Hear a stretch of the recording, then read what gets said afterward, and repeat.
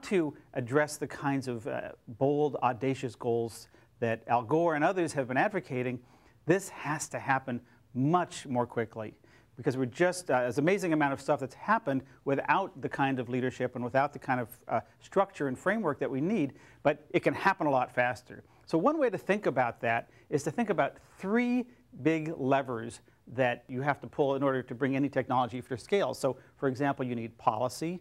What are the government policies, whether at the federal government or the state and local level, that require or encourage, incentivize companies that bring clean, green products to market?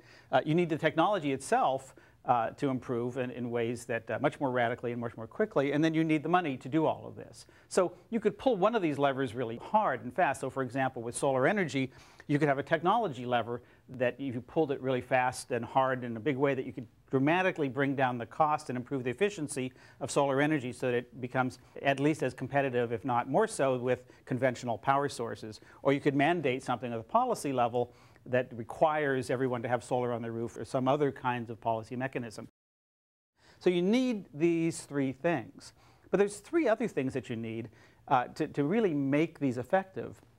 One of them is education, also standardization, and market aggregation. So let me explain what that looks like.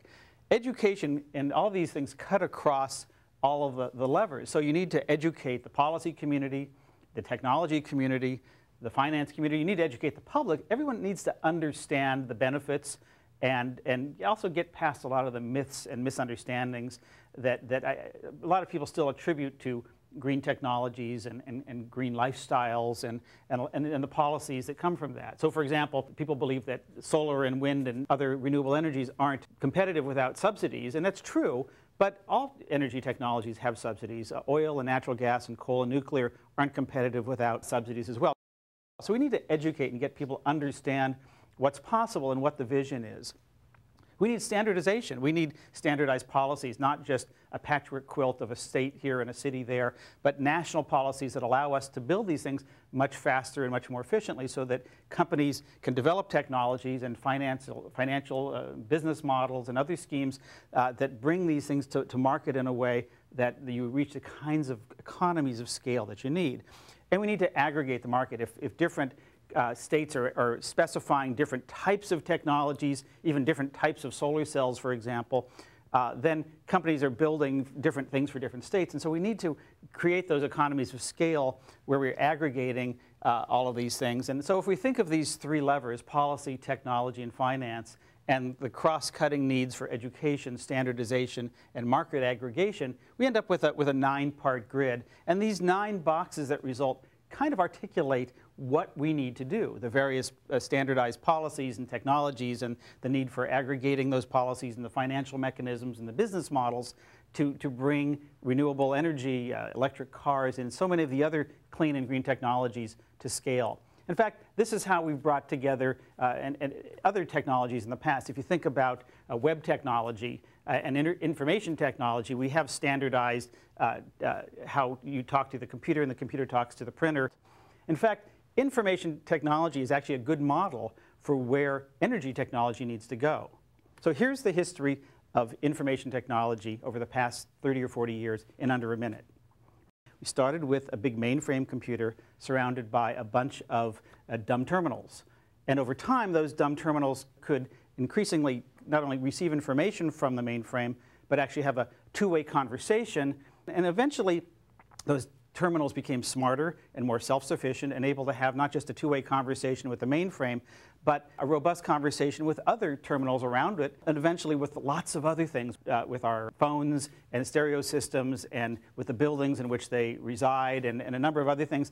And that continues to unfold as this conversation takes place, not only electronically, but also wirelessly. And the way that's happened is that we were able to invent so many new technologies and improve so many technologies, hundreds, really thousands, that brought down the price of microprocessor speed and improved the efficiency of microprocessor speed, disk storage, broadband technology, in ways that they became so cheap and ubiquitous that we almost think of them as free. We don't worry about how much we're storing or how long we spend on our cell phones or how much time we spend online. So here's the analogy. That big power plant that resides 5 or 10 or 20 miles from where you are, that's the mainframe. And you're probably now sitting in one of the dumb terminals. It's where we live and work and play. And over time, those dumb terminals are going to get smarter, more self-sufficient, better able to not just take information from the mainframe, but have a two-way conversation, and eventually able to talk to other terminals, whether they're buildings or vehicles or any number of things, and have this very robust conversation in real time with lots of different parts of our system, and to do so wirelessly. The question and the opportunity is, how do we bring down the price and improve the efficiency of hundreds, maybe even thousands of technologies, so that energy not only becomes efficient, but also so cheap and ubiquitous that it's almost free, that we don't think about how much we're using, we don't think about where we're driving, because it becomes a very ubiquitous and cheap way of living. And how do we do that in a way that also we decarbonize it? In other words, we take out the greenhouse gases, we do this on renewable energy in real time. That's the opportunity. That's the exciting business opportunity and societal opportunity that we all have, and that's what happens if we get this right.